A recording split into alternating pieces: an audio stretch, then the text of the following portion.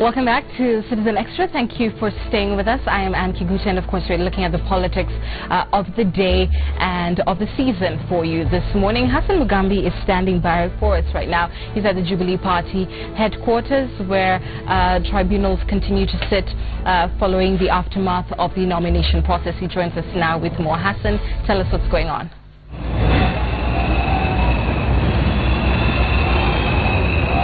Well, thank you very much. Back at the studio, we're coming to you from the Jubilee House, the headquarters of the Jubilee Party, where the Appeals Tribunal of the Jubilee Party is going on with listening or hearing some of the appeals that were brought before it. Remember, the appeals numbered 508, and as at yesterday, they had dispensed with around 15 in addition to the 107 that they had already gone through the previous day. And today we are expecting a landmark ruling in as far as the appeals are concerned. We're expecting that of Kamukunji area constituency, where Simon Bugwa is at loggerheads with Yusuf Hassan, the incumbent MP, who both of them claim that they had won in the party primaries that were held last week. It is actually a daunting task for the 9-member appeals board that has been working around the clock, so to speak. According to them, they're saying that they have been working around the clock into ensuring no stone is left unturned, searching every hook and cranny to ensure that the appeals are are over and done with. Remember yesterday, some of the aspirants who came here were saying that the appeals board or the Jubilee Party, accusing the Jubilee Party, so to speak, of delaying tactics in as far as the appeals are concerned, so that the members do not resign from the party, as we saw massive indignation yesterday with aggrieved independent candidates going the independent way. So they were saying that the Friday date that was set earlier on to dispense with all the appeals that were brought to the court is just a matter of ensuring that people do not move, or rather the candidates do not move from the party to go it independent, because that would end up dividing the votes and giving an added advantage to the opposition coalition. Remember, like for instance, the case of Starehe, where Commander Maina and Charles Kanyi Jaguar are just at loggerheads in as far as the party ticket is concerned. They were saying that a split in the two Jubilee party candidates would just mean that Steve Mbogo of ODM on the other side will run away with the Starehe parliamentary seat. That is the kind of situation. And right here behind me, just arriving, are the party supporters, especially those that are drumming up support for Kamukunji aspirant. Have already come here. That is Steve Mbogo's supporters are just here making a lot of noise, saying that they really deserved that party ticket that was stolen from them, rather rigged in favor of the incumbent Yusuf Hassan. That is the situation currently. We will be speaking, I will be engaging the Election Appeals Board of the Jubilee Party, and they will be telling us how many cases so far have they dispensed with. Remember, in the morning session, the 9-member board sits and hears all the heavy cases, but then again later in the afternoon they split into groups of 3 who just get to hear the appeals, especially from the far-flung areas and especially the MCA tribunals that have been launched against them. I hand you now back to studio, but we'll be back with more information to our viewers from the Jubilee headquarters. Thank you, Hassan, for that report. And joining me now is Benji Ndolo, who's a political analyst. Joy Mudiva and Javas Bigambo, government experts, stay with us this hour. Benji, let me begin with you.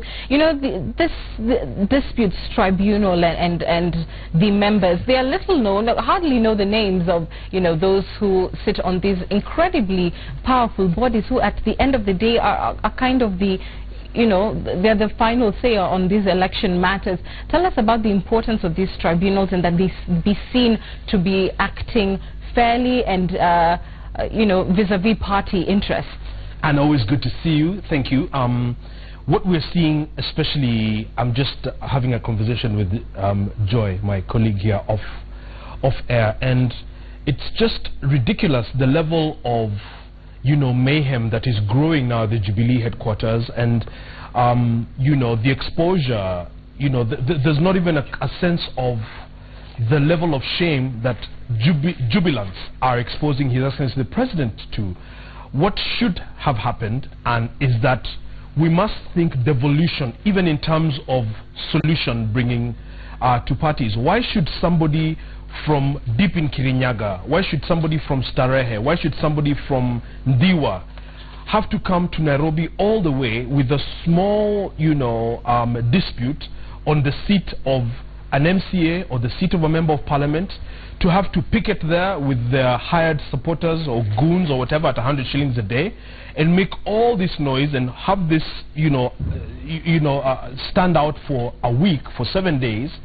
It makes really much ado about nothing. Not everyone can win, and so you must have also tribunals, not just sitting at the headquarters, but also smaller tribunals and in the counties, in the constituencies, where they have a better understanding of the dynamics, of the details, so that they can deliver justice, not just you know, quickly, but also very accurately. So to have one tribunal sitting listening to 1,300 or 500 petitions or whatever it is, I think, and we've not really internalized the whole concept of devolution and of also pursuit of, you know, fairness and justice. It's like everyone is just in this for, you know, as a business. So I've invested this much, siwezi wacha hiki tuende tu hivyo. You know, so there's really so a you're lacking saying parties sense. haven't didn't structure this properly, but beyond that, just talk to us a little bit about the import of these little known bodies in terms of determining the election process and the leaders that you have at the end of the day. They are mini IEBCs to an extent, and they're going to be critical in choosing, in determining who Kenya's leaders will be. Indeed, madam, that's the law. You have to have a dispute tribunal, dispute resolution mechanism that is a quasi-judicial, you know, body. This is the law. This is the way it should be. You do not have to necessarily have to rush to the court or to the High Court, to whatever court, Supreme Court, for resolving of, you know, party matters. The problem, and that we have had, because I like to explain things from a big picture perspective, is we have an urgent need and of building new parties and new thinking in this country. Our political party culture is nothing more than, you know, JAP is TNA, is JP, is URP, is whatever it is, just as a vehicle to show my loyalty to whichever leader in a certain part of the country, just so I can jump into parliament. And why this is an important thing is because, can you imagine that these contestants, these candidates in front of these tribunals, are the same people possibly tomorrow we're looking for to guarantee devolution, to keep governors in check, to deliver services to Mwananchi? How is that going to be possible for these people to uphold the constitution when they're coming to power through means that are completely convoluted and in many ways are also quasi, you know, thuggery functions? And so again, the tribunals are the legal thing that is there, but we must look at having more than just one central, you know, repository sitting at the headquarters, to going to the ground to ascertain exactly what the issue is. Because anyone can say anything. You must ascertain the truth, pick the one that is the desired of the candidate, and then put that person forth, and also not have independent, I think Jarvis has said this many times, as a kind of spillover where anybody with sour grapes then says, okay, to teach so-and-so a lesson. It's a rotten political culture. The issue is not the tribunals alone. It is actually, and the issue is the formation of the political parties. And again, I say, we have an urgent need. I told Jarvis this the other day, to build new parties and new ideology in this country. If we don't do that, everything else is a waste of time. But be that as it may, then time is being wasted as we speak. But nonetheless, Javas, tell me this. Do you believe in the political parties' process so far? Have you seen action that seems to be fair, that maybe we're not getting it 100%, but that you would say are credible processes? Well, the political-judicial comportment of the tribunals cannot be undermined. They are very crucial. They are very necessary. And in fact, they help to build, or in fact build the confidence of the people, of the members of political parties, to that political party as an institution. Now, when these tribunals seem in one way or the other to be limited in objectivity of judgment and determination of issues, then that also itself glaciates the support, the confidence of the members of that party to that particular political party as an institution. And it is proper, for instance, that these political parties must find expeditious and fitting mechanisms to determine all political party disputes emerging from primaries in a manner that is credible, that is open, that actually even years to come can be verified and appreciated that it was true and it was just. How are they faring now? Well, of course, we know very well that already from that which is in the public domain, from that which seems to be the conduct of all these tribunals handling disputes, is that one, they are in a way tethered to the persuasion of the leadership of the political parties. And secondly, yes, while it's proper that they want to look at all the issues, all the records at the ground, but you cannot sit in Nairobi and determine all these issues, because at times you may want also to get the views of those who participated in these processes, or those who are agents representing various parties. But of course, we know while this is quasi-judicial, it also begs for more time, and we know very well that as it is right now, time is something that political parties don't have in handling these disputes. Do you think it has gotten to the extent, Benji, where these tribunals have become guns for hire, that they've been hijacked to bring a certain end, a certain conclusion, if you like, to how certain races were carried out, or the outcome of certain races, I should say? My answer is going to surprise you. We all live in Kenya. We know what corruption is, how it rears its ugly head in every sphere of life. And so, yes, there would be an expectation that it is easy to compromise some of these political tribunals. I have been in touch with different tribunals or different complements in front of tribunals from different parties, and you'll be surprised that actually the tribunals have in many ways tried to stay above the fray. They have really tried to be professional, because if you think about it, with what corruption is, tribunals as it is could actually be a kiosk, a shop, where you just walk in, you purchase what you need and walk out. So it really hasn't been that. And what it has been is such a level of chaos and disorganization at the voting level, at the constituency level, where, for example, a poll station on a Sunday is supposed to open at 7 in the morning, poll station opens at 2 p.m., poll station opens at 7 p.m., poll station remains open at midnight, you know, with violence, with innuendo, with all manner of marked ballots and that kind of thing. So if you look at it on a scale, the input in tribunals at political party level has not been as crazy and as chaotic as you'd expect it to be. It actually has been one of the points at which you can expect some fairness and some sanity. So that sounds like an oxymoron, but actually that's a reality. Let me bring in Vincent Kimasop to the conversation. He's joining us this hour. Good morning, Vincent.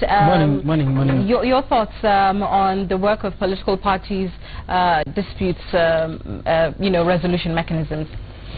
I think I would agree to a large extent on the views that my colleagues have pointed out, particularly on the element that you've seen a sense of professionalism, an element of accountability and organization, and even consistency in the communication that the tribunals have given during the time that they've actually been in operation.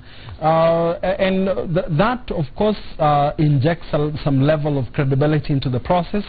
But as you know very well, as people who are observers and really followers of matters governance, the process is as good as the product. And you cannot be able to conclusively say that even though that tribunal process was credible, if what transpired before they took over had some credibility issues, it cannot even be cured by the professionalism, the transparency or credibility of the tribunal process. All right.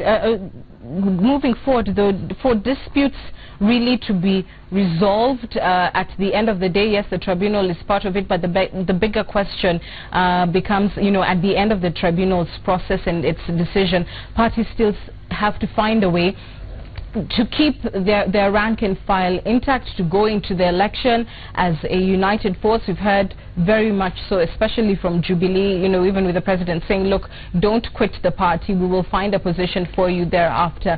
How realistic is it that parties will be able to accommodate all and sundry, especially political leaders who lost in the primary contest, who lose again even when the matter goes to the tribunal? And how can dispute resolution, the work of tribunals, be equally reconciliatory in terms of just bringing aspirants together, whether you won or lost, going forward?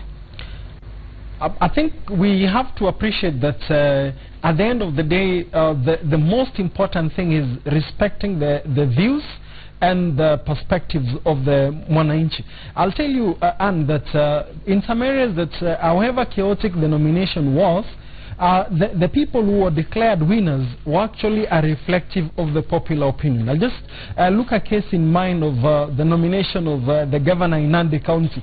Even you saw the current governor coming in, congratulating the winner and actually saying that I will support and respect the opinion of the people. That, of course, does not necessarily mean that it was all rosy, that everything began on time. But in the midst of that chaos, there's this example that one of the ways of knowing how good we are is you just need to go into a market and look at how, in the chaotic nature of a market, somebody carrying this, a mama doing this, we are organized in such an environment. That actually was the picture in some of the areas. But still, the public view, the popular view, carried the day.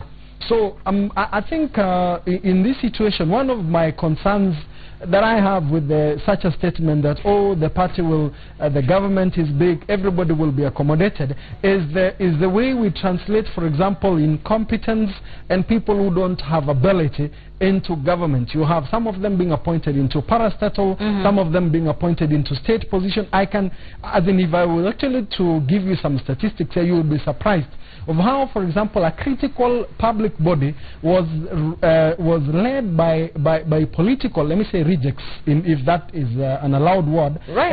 And I can tell you, the impact of it. It is a very critical national security body in terms of food security, and yet the people who are leading it have no idea what is it that they're supposed to do, and all it's because we are balancing interests of politics. And I think we have the responsibility, and including you guys in the media, pointing out this thing on the implication, for example, of such statement.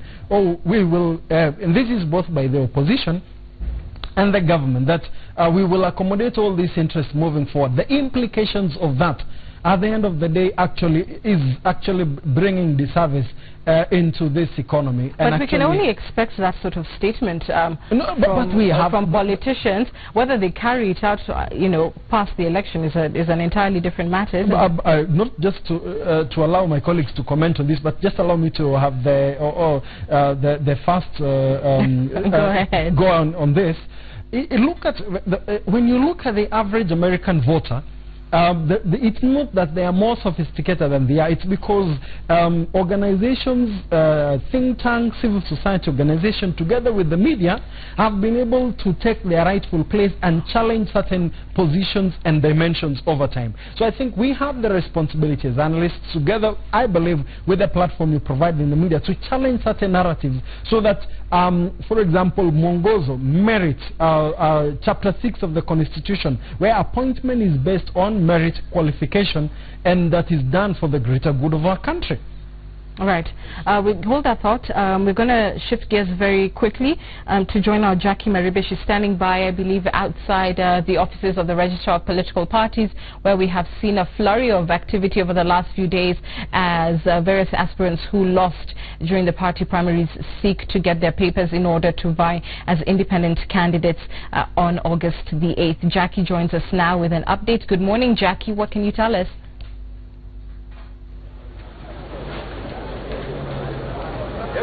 Right, Kiguta, people here really, made their way as early as 2 or 3 a.m. and they have been queuing. We're seeing more numbers even than we had seen yesterday. However, there is a bit of order here today. But what we're hearing from a number of the aspirants, who a bulk of them are really members of county assembly aspirants that, lost in the just concluded primaries.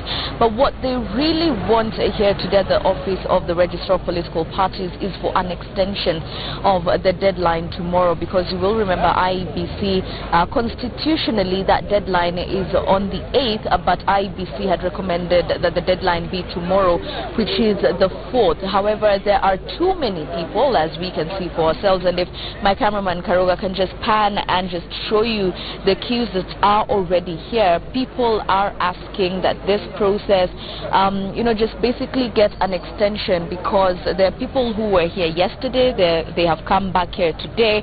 They made their way here as early as 3 in the morning, and despite there being some semblance of order here, and the lists that are being written in order for these people to move in, one by one and just have some order, they have a feeling that by the time the day comes to a close here, they will not have basically been dealt with, a number of them. And so the call really is to have an extension by the Registrar of Political Parties, by IEBC, because then, they still have until the 8th of May to have submitted their symbols constitutionally and their names to run as independents.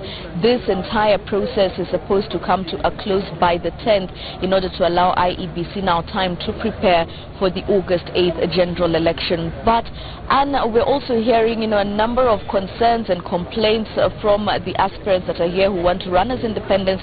A majority of them, of course, mudslinging, those that won in the party primaries, saying that the process was either flawed or, there was foul play, and that is how they are here today. But there are also questions about why then can't this process be devolved, and a number of them raising such concerns. But you will remember, Anne, the registrar, Lucy Ndongo, had actually asked before that these offices, be opened, or people can go and deal with this process at their constituency level. A lot of people did not do this because they were in essence waiting for the party primaries to come and go, and therefore they find themselves in this very situation that they're in. And so it will just for them be a very long day of waiting in line until they can be heard and they can present their papers for clearance to be on the ballot come August 8th. But we will continue to keep an eye here, and as much as the numbers continue to increase and people's patience is wearing thin even at this hour, it will be a wait and see game by the close of business just how many people will have been cleared, if at all. Anne. Thanks very much, Jackie, for reporting for us. Javas, let's pick up from that report. To what extent do you believe it is possible to lobby IBC, the registrar, to get an extension on this, and how would aspirants even go about it? Yes, they can, make their appeal before the body today, but practically, what would it take to change this date? From the lamentations that arose in the party primaries, it was evident that we are going to have large numbers of contestants protesting the outcome of the party primaries. And also, through that prism, we could see that the number of independent candidates was likely to increase. And what would have been important is to use that time, through that projection, to lobby such institutions, the Register of Political Parties, the IEBC, than waiting for the 11th hour, then lobby these institutions.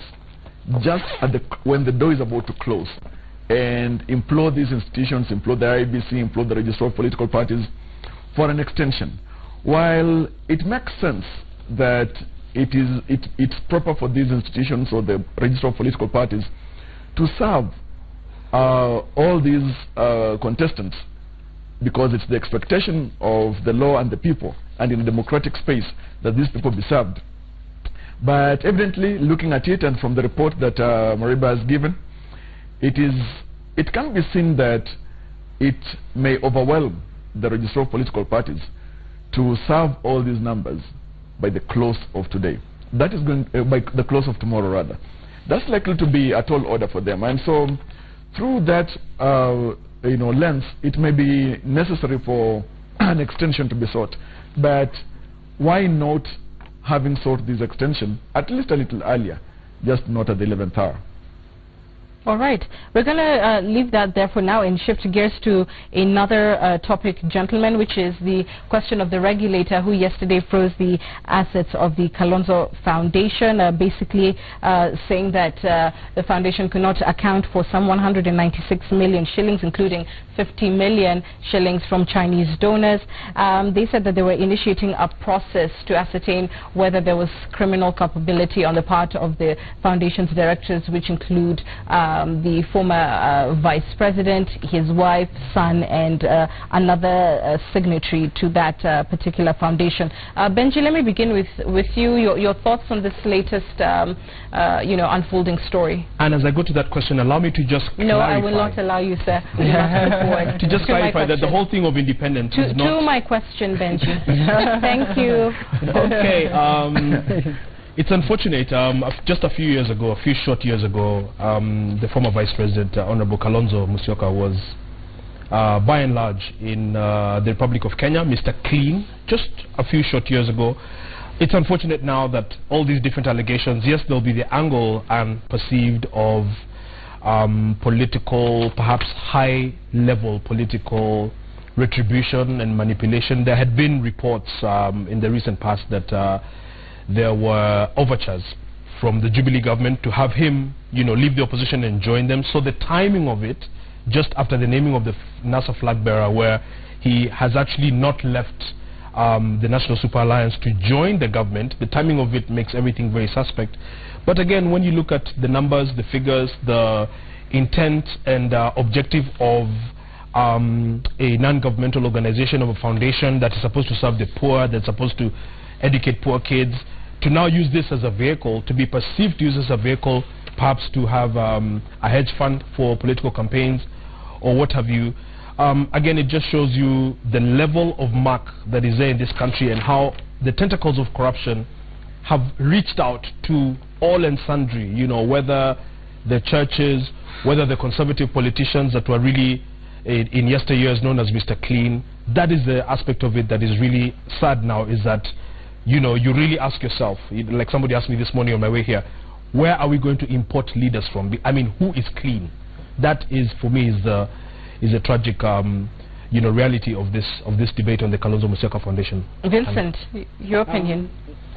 I think they are, from my observation, I haven't, let me state clearly, come across or studied the reports from the executive director, so I will limit myself to observations. One is that there is the political context, in the sense that the current contestations, the NASA Jubilee formation, that gives then juice to this story. But I think we need to appreciate the element that if truly there are accountability issues that the foundations has not answered, it behooves us, knowing that we have committed ourselves in our constitution an Article 10.2, rule of law, national values, integrity, to abide by the same. Now, if then the office of the National Coordination, NGO Coordination Board is being used as to advance political interest, that then becomes another problem. Now, why we have fodder for that is, if you look at in the recent past, the move, for example, of this office to the Office of the Interior, the coordination and regulation of NGOs work under the Ministry of Interior, that of course raised suspects and raised questions, suspicions that initially we were under Home Affairs. What is it that we are doing as NGOs that is actually becoming maybe a national security threat? By and large, accountability questions, we have to divorce Kalonzo Musyoka, the individual, and then the foundation, so that everybody carries the share of the blame. And then finally is the whole issue about timing.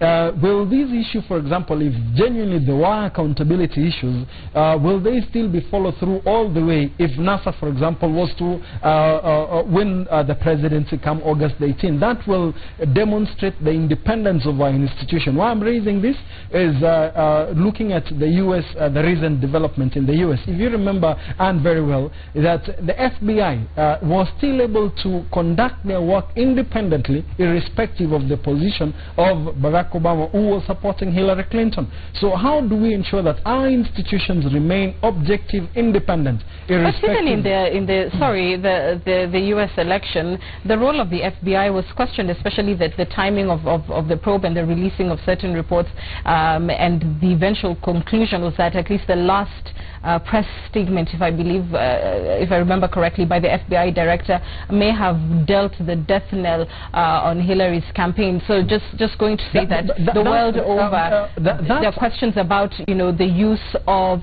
certain government agencies or state agencies, especially around an election period, and how they wield their power. I want us to distinguish the element of the circumstances and the timing of the release of their information as FBI. But if you look at it, and they were able to continue with their work irrespective of the political developments. My question is, what I'm comparing with our situation, will the NGO Coordination Board raise these accountability issues in the event, for example, we have an NASA president? Because that will demonstrate how independent they are, how objective they are in their work. And because in the past we've had situations whereby the use of public offices to advance political interests, which of course again dents the credibility of this institution and puts a break into the momentum in our quest for accountability and integrity in public service, and also accountability on the part of NGOs, because their civil society organizations have been asking for accountability on the part of government. They also have to be work at a higher pedestal if then they are questioning and raising issues of accountability. Jarvis, it is true that, you know, the law must be upheld at all times, whether it is during an electioneering period or not. If there is in fact some sort of culpability or wrongdoing, then it should be pursued. That one would agree. But nonetheless, as they say, timing is everything. Is this straight from the playbook of how not to, in as far as conducting investigations and maintaining the independence and the credibility of institutions? It should always be the character of justice to be blind to personality and even to individuals, regardless of whatever kind of office they hold or they intend to hold. And while we know very well that the questions of accountability are pertinent to the values that this nation holds dear, thanks to the Constitution 2010 that we have, I think the NGO board should move forward and do its work as it is mandated by law. However, care should be taken, because looking at it in the entire political fray, then there is also the risk of adding huge political capital to Kalonzo Musyoka. Right. And that is actually something that the NASA brigade may want to capitalize on. Remember that somebody like Ali Hassan Joho, the governor of Mombasa, was made, he was strengthened, he was built by how it was deemed that the state was making advancements to clip his wings and cut his political feet. And when you look now at the situation that the NGO board has taken, at the moment, it is proper for the issues of accountability to be dealt with, to be tackled within the ambit of the law, yes. And also, the directors of that foundation, the Kalonzo Musyoka Foundation, should respond as well to the critical issues that have been raised through that notification of the NGO Coordination Board.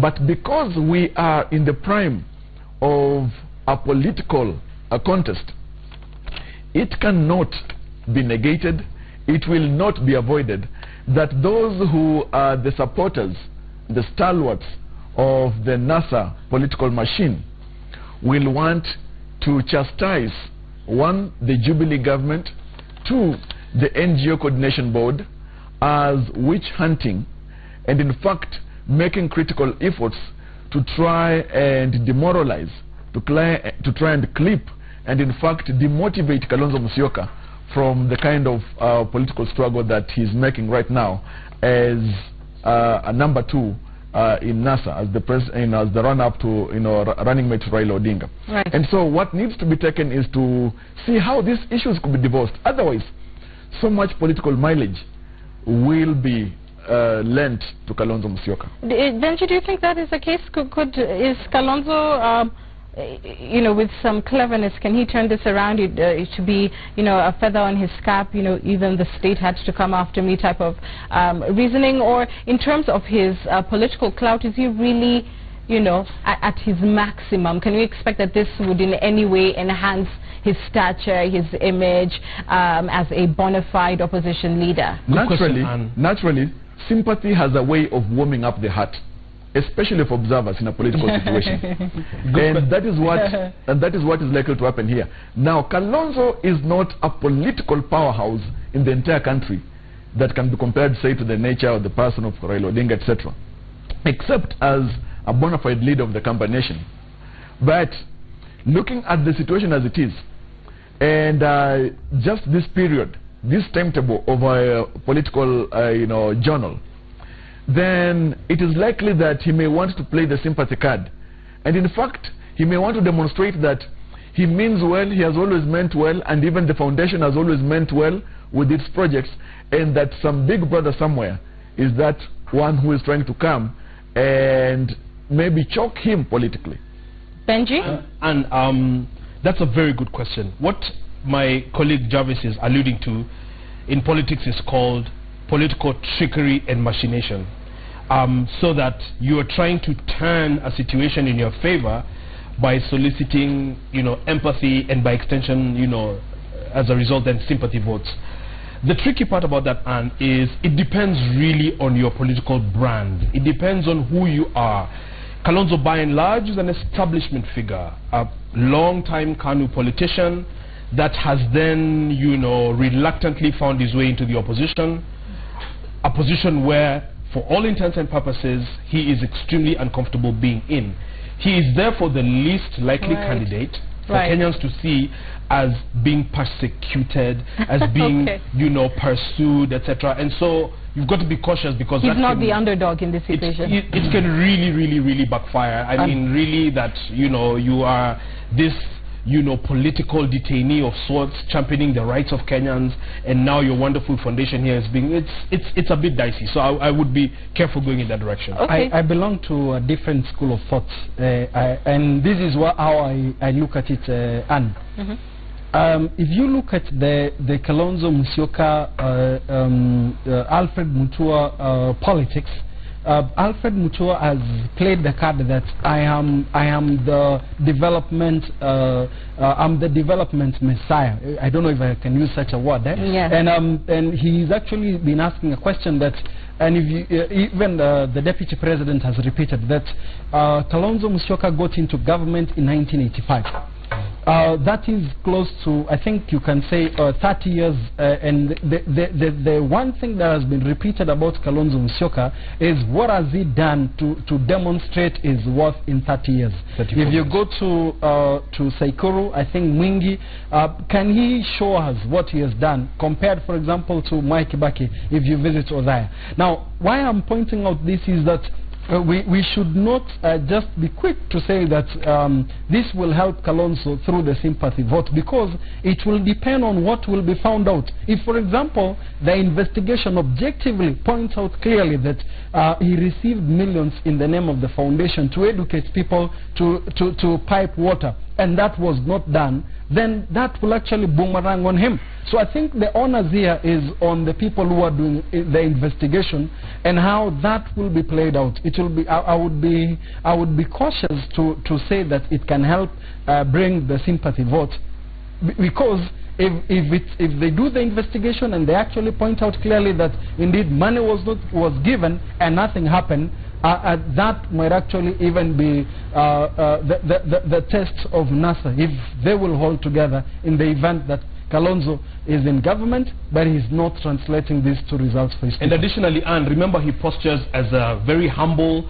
Christian, even broke politician. So at the least, as this debate starts, is there such a thing, a broke politician? I mean, there is. I mean, many a political pundit and political operator will tell you, Kalonzo akona pesa. Does Kalonzo have money? And so, for a number like 140-something million being bandied around, people are like, wait a minute, there's a contradiction here. 140-something million. 196.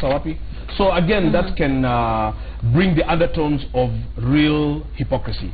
All right. Javas, I just want to focus on the question of foundations very briefly. A lot of politicians have these foundations. The sort of spotlight that we're seeing from the Evans Kidero Foundation now to this one that is being, the focus that is on these foundations has, brought to the public limelight, one of the ways in which perhaps politicians are using the back door to fund other activities. Tell us about the complexities of probing the work of a foundation to actually ascertain whether, once a donor commits money, it's going to the sort of project that they were signing up for. Well, of course, by the time a foundation is established, it has got a particular framework that will guide it in its operation, guided by law and even the standards of operation. And that's why it will receive, say, funding from well-wishers, from donors, to guide its programs, or to execute its programs and its frameworks. And the moment it alters or acts beyond or outside the framework, then it is operating outside the provisions of the law. And that's why I think the coordination board, the NGO coordination board, is going for the Kalonzo Musyoka Foundation's jugular. Just a couple of months ago, we had the same issue with the Kidero Foundation, and of course it was purged. It faced the same situation. And when you look at it from the lenses of administrative law, then it is important that the foundation and its actors get to have a right to be heard by against the claims that have been raised by the NGO coordination board. So it is proper right now that the foundation's leaders and directors get to respond and put everything in light regarding the claims of misappropriation of the hundreds of millions that donors pumped into the Kalonzo Musyoka Foundation. So it is necessary that also, in terms of developing our institutions, especially those that come in to do charitable work to help the less fortunate, that they come to the aid of the society, they must do that in a manner that is transparent, that's accountable, and actually in a manner that does not seem that these foundations are used only as revenues for the self-profit or personal profit of individuals who are the owners or the initiators of these foundations. Thank you all for your views. We're going to take a short break in Citizen Extra. When we return, we're talking about the IEBC challenge on the ruling of the final voter tally. We've heard from the opposition that if this is not the case, then they will boycott the next election. A storm in the teacup, or is there a substantial issue here? We're talking after the break. Also, we'll be speaking to Rachel Shebesh, one-on-one with her. She's the Nairobi women's representative and, of course, is seeking re-election. We're talking after the break. Stay with us.